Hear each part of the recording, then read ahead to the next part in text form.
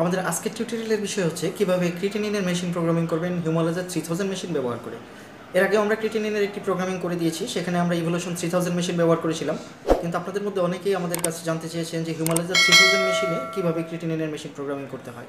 তো আজকে আপনাদেরকে আমরা দেখাবো কিভাবে Humalyzer 3000 মেশিনের মাধ্যমে আপনারা ক্রিয়েটিনিনের মেশিন প্রোগ্রামিং করবেন। তো চলুন আজকে প্রোগ্রামিং আমরা শুরু করছি।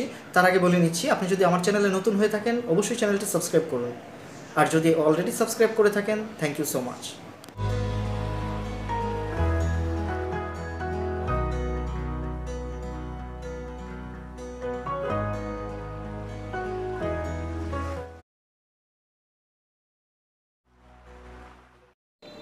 এখানে আপনারা রান টেস্ট এবং প্রোগ্রাম নামে দুটো অপশন দেখতে পাচ্ছেন। আমরা F2 প্রেস করে 2 নম্বর প্রোগ্রামে ঢুকবো।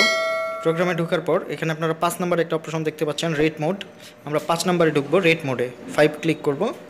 5 ক্লিক করার পর এখানে আপনারা দেখতে পাচ্ছেন 1 নম্বরে রেট বাই স্ট্যান্ডার্ড। আমরা 1 প্রেস করে রেট বাই স্ট্যান্ডার্ডে ঢুকলাম।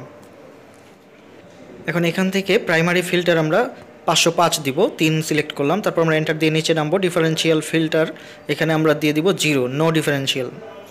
তারপর আবার এন্টার প্রেস করব। এন্টার প্রেস করার পর আপনারা দেখতে পাচ্ছেন এন্টার লেগ টাইম, এটা হচ্ছে ডিলে টাইম, যেটা ডিলে টাইমটা আমরা দিব 30 সেকেন্ড। তারপর আমরা এন্টার প্রেস করব।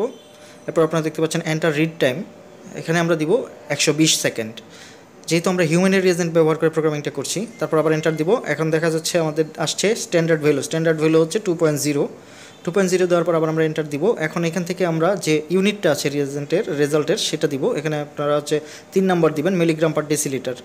এখন দেখাচ্ছে যে অ্যাকসেপ্ট, এখানে আপনারা F4 প্রেস করে ইয়েস করে দেবেন। তারপর এখানে চাইলে আপনারা প্রোগ্রামিংটা শেষ করে দিতে পারেন, অথবা 1 নাম্বার প্রেস করবেন রেফারেন্স ভ্যালু সেট করার জন্য। তো এখানে আপনারা নর্মাল রেঞ্জ দেখতে পাচ্ছেন, নর্মাল রেঞ্জগুলো উঠাবেন, 0.1 থেকে 1.1 দিবেন। তারপর এন্টার দিবেন। তারপর লিনিয়ার রেঞ্জটা আপনারা লিটারেচারে দেখবেন, লিনিয়ার রেঞ্জ 20.0।